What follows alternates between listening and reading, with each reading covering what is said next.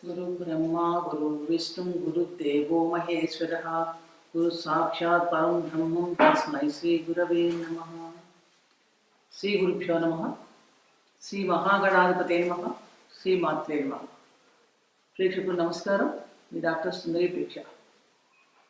ఈరోజు మనం ఈ వీడియోలో ఫిబ్రవరి 1, 2024 నుండి 28 ఫిబ్రవరి 2024 వరకు అంటే శోభకృతనామ సంవత్సరం, ఉత్తరాయణం, హేమంత ఋతువు, పుష్యమాసం, గురువారం, బహుళ షష్ఠి నుండి శ్రీ శోభకృతనామ సంవత్సరం, ఉత్తరాయణం, శశి ఋతువు, మాఘమాసం, బుధవారం, కృష్ణ చతుర్థి వరకు గల గోచార గ్రహస్థితి ఆధారంగా ద్వాదశ రాశుల వారికి ఎటువంటి ఫలితాలు ఉండబోతున్నాయి, ఉద్యోగ వ్యాపార విషయాల్లో ఎలాంటి ఫలితాలు ఉంటాయి, కుటుంబ విషయాలు ఎలా ఉండబోతున్నాయి, ఏ గ్రహాలు అనుకూలిస్తున్నాయి, ప్రతికూలతను తగ్గించుకోవడానికి ఎటువంటి పరిహారాలు పాటించాలి అని అనేక విషయాలు తెలుసుకుందాం.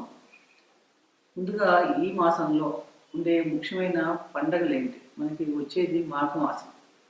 మాఘమాసం ఈ ఫిబ్రవరి నెలలో ఎటువంటి పండుగలు ఉండబోతున్నాయి ముఖ్యమైన మనం చూస్తే కనుక ఫిబ్రవరి 14వ తారీఖు వసంత పంచమి, 16 రథసప్తమి మరియు భీష్మాష్టమి, 20వ తారీఖు భీష్మ ఏకాదశి, 24 మాఘ పౌర్ణమి మహామాఘి.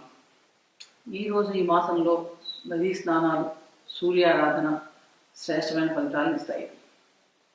ఫలితాలకు వెళ్ళే ముందు గోచార గ్రహాలు ఏ రాశుల్లో సంచరిస్తున్నాయో తెలుసుకుందాం. మేషరాశిలో గురువు సంచారం చేస్తున్నాడు, అలాగే కన్యలో కేతు. ధనుస్సు రాశిలో కుజుడు ఫిబ్రవరి 4 వరకు 5వ తారీఖు నుండి మకర రాశి వృశ్చిక రాశిలో సంచారం చేస్తాడు. శుక్రుడు ధనుస్సులో 11 వరకు, తదుపరి మకర రాశిలో సంచారం. కుంభరాశిలో బుధుడు 18 వరకు, మకర రాశిలో 19 నుండి కుంభరాశిలో సంచారం. కుంభరాశిలో శని, మీనంలో రాహు.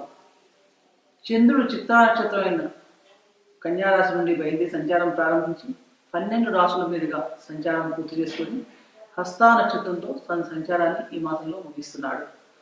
ఈ రకమైన గ్రహ గోచార ఆధారంగా ఈ మాసంలో ద్వాదశ రాశుల వారికి ఎటువంటి ఫలితాలు ఉండబోతున్నాయో తెలుసుకుందాం.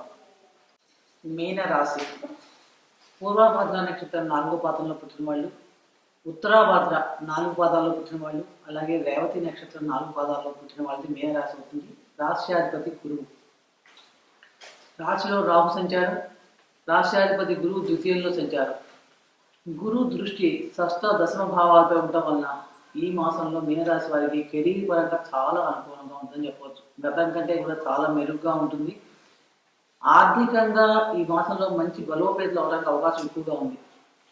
అలాగే మాస ప్రారంభంలో ద్వితీయ భాగ్యాధిపతి అయిన కుజుడు మరియు శుక్రుడు కూడా మన దశమంలో సంచారం చేయడం వల్ల మీ స్కిల్స్ ఏవైతే ఉంటాయో వాటన్నిటికీ గుర్తింపు రావటం, అవి డెవలప్ అవడం, మంచిగా ఉపయోగపడటం లాంటివి ఎక్కువ కనిపిస్తున్నాయి మనకి ఈ మాసం.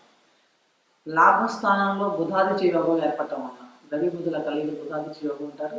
ఈ 2 కలిగిక వలన విద్యార్థులకి ఊహించిన దానికంటే కూడా మెరుగైన ఫలితాలు గోచరిస్తున్నాయి. ముఖ్యంగా మాస ప్రారంభం మీనరాశి వారికి చాలా అదృష్టకాలంగా ఉందని చెప్పవచ్చు. కాబట్టి ఈ కాలాన్ని సద్వినియోగం చేసుకోండి.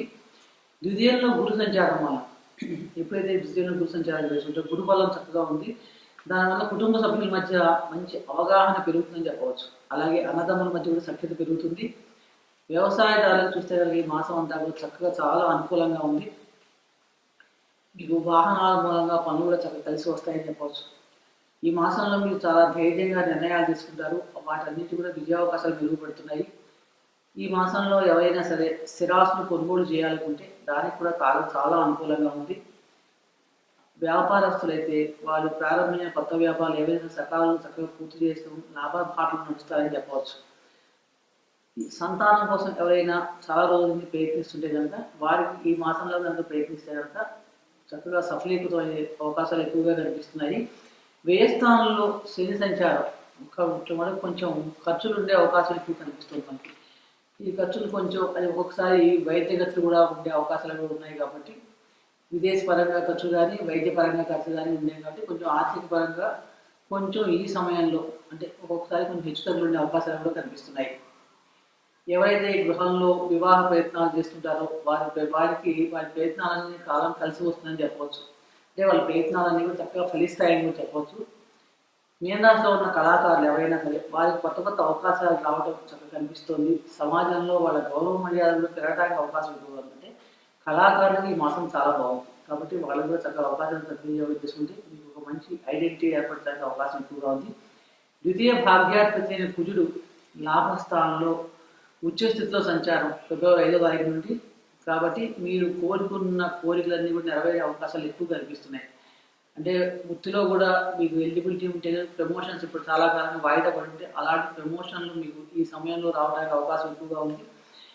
కుటుంబ సభ్యుల మధ్య కూడా చక్కగా ఆనందంగా ఉంది. విందు వినోదాలు ఎక్కువగా పాల్గొంటారు. అత్యుత్సాహంతో చేసే పనుల వలన కొంచెం స్ట్రెస్ లెవెల్స్ పెరిగే అవకాశం ఉంది. ఎందుకంటే కుజుడు ఉచ్చస్థితి, కుజుడు అంటేనే ఒక ఎనర్జీ లెవెల్స్ చాలా ఎక్కువగా ఉంటాయి. అంటే మీరు ఏదో పని చేసేయాలి, అన్నీ సాధించేయాలి, ఉత్సాహంతో పనిచేయడం వల్ల కొంచెం స్ట్రెస్ లెవెల్స్ పెరిగే అవకాశం ఉంది. కాబట్టి ఈ విషయంలో మనకు మీనరాశి వాళ్ళు చాలా జాగ్రత్తగా ఉండాలి.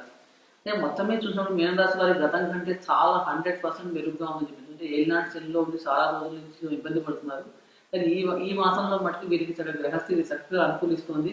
మంచి ఫలితాలు గోచరిస్తున్నాయి. గతం కంటే కూడా చాలా బాగుంటుంది. కెరీర్ పరంగా కానీ, విద్యార్థులకు కానీ, ఆర్థిక పరంగా కానీ అన్ని విషయాలు కూడా చక్కగా మంచి ఫలితాలు కలగడానికి అవకాశం ఎక్కువగా ఉంది. ఈ ఏలినాటి శని ప్రభావం తగ్గడానికి ఈ చిన్న చిన్న ఏమన్నా ఇబ్బందులు ఉన్నా కూడా గ్రహానుమతి ఇంకా పెరగాలంటే ప్రతిరోజు కూడా హనుమాన్ చాలీసా పారాయణ చేయడం చాలా మంచి ఫలితాలు ఇస్తుంది. అలాగే రాశిలో రాహు సంచారం కాబట్టి ఓం దుమ్ దుర్గాయే నమః అనే మంత్రాన్ని మీకు రోజు కూడా ప్రతిరోజు వీలైన సార్లు జపించడం వల్ల కూడా చక్కటి ఫలితాలు ఎటువంటి సందేహం లేదు. అలాగే సూర్య నమస్కారాలు చేయండి. ఆరోగ్యపరమైన సమస్యలు దూరం చేసుకోండి. ఇప్పటిదాకా చెప్పిన గోచార గ్రహ ఫలితాలు గోచార గ్రహస్థితి ఆధారంగా చెప్పడం జరిగింది.